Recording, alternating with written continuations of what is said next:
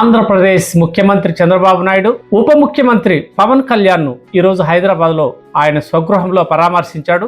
OG cinema release సందర్భంగా తీరిక లేకపోవడం, అసెంబ్లీ వ్యవహారాల్లో తలమునకలైనందున పవన్ కళ్యాణ్ తీవ్ర జ్వరంతో కొద్ది రోజులుగా బాధపడుతున్న విషయం పాఠకులందరికీ తెలిసిందే. ఈ క్రమంలో ఈరోజు ముఖ్యమంత్రి ఆయన్ని కలిసి పరామర్శించాడు. అయితే ఈ పరామర్శ వెనుక బాలకృష్ణ అసెంబ్లీలో దిగ్గజ నటుడు చిరంజీవిపై చేసిన అనుచిత వ్యాఖ్యలే కారణమని రాజకీయ వర్గాలు అభిప్రాయపడుతున్నాయి. జగన్మోహన్ రెడ్డిని అధికారంలో దించాలనే ఏకైక నినాదంతో జట్టు కట్టిన తెలుగుదేశం, జనసేన, బీజేపీ పార్టీలు జైత్రయాత్ర కొనసాగించి ప్రభుత్వాన్ని ఏకపక్షంగా ఏర్పాటు చేసిన విషయం అందరికీ తెలిసిందే. ఈ క్రమంలో రాబోయే ఎన్నికల్లో కూడా ఐక్యంగానే ముందుకు సాగాలని, జగన్మోహన్ రెడ్డిని ఎట్టి పరిస్థితులు అధికారంలోకి రానివ్వకూడదనే లక్ష్యంతో ముందుకు సాగుతున్న కూటమి సర్కార్లో బాలకృష్ణ చేసిన వ్యాఖ్యలు ప్రకంపనలు సృష్టించాయి. 2 రోజుల క్రితం నందమూరి బాలకృష్ణ కామినేని శ్రీనివాస్ అనే కైకలూరు శాసనసభ్యుడు, బీజేపీకి చెందిన వ్యక్తి చేసిన వ్యాఖ్యల పట్ల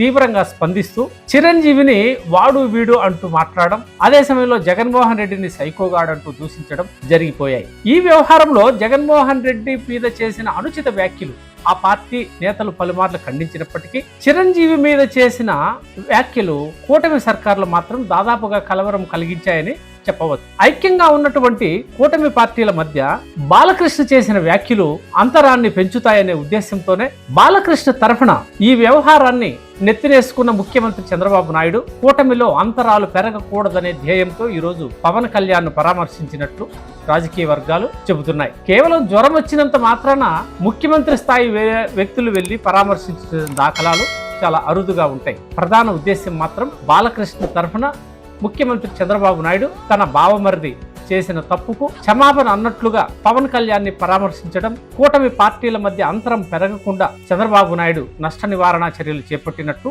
తెలుస్తోంది. ఏదేమైనప్పటికీ బాలకృష్ణ ఇంతవరకు ఈ వ్యవహారం మీద స్పందించలేదు.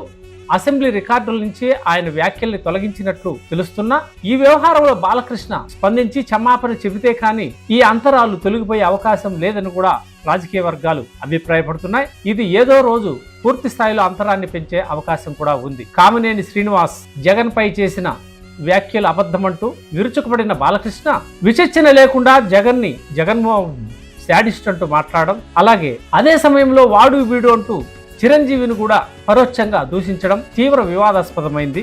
దీనిపైన నాగబాబు తీవ్రంగా స్పందించాడు. బాలకృష్ణ ఏమైనా దైవాంశ సంభూతుడా? చంద్రబాబు నాయుడు వెన్నుపోటు పొడిచినప్పుడు నీ కన్న తండ్రికి నువ్వు ఏమైపోయావు? ఇది ఏమన్నా న్యాయమేనా అంటూ ఆయన తీవ్ర స్థాయిలో విరుచుకుపడడం కూటమి వర్గాల్లో కలవరం సృష్టించింది. ఈ నాగబాబు మాటలు రాబోయే రోజుల్లో ఏదో విధంగా ఈ పార్టీల మధ్య అంతరాన్ని పెంచే అవకాశం స్పష్టంగా కనిపిస్తున్నా చంద్రబాబు నాయుడు చొరవ తీసుకొని ఈ వ్యవహారంలో స్పందించడం బాగానే ఉన్నా కూటమి సర్కార్ దీని మీద బాలకృష్ణ నుంచి క్షమాపణ చెప్పించే వరకు వ్యవహారం సద్దు మనగదని కూడా రాజకీయ వర్గాలు అభిప్రాయపడుతున్నాయి.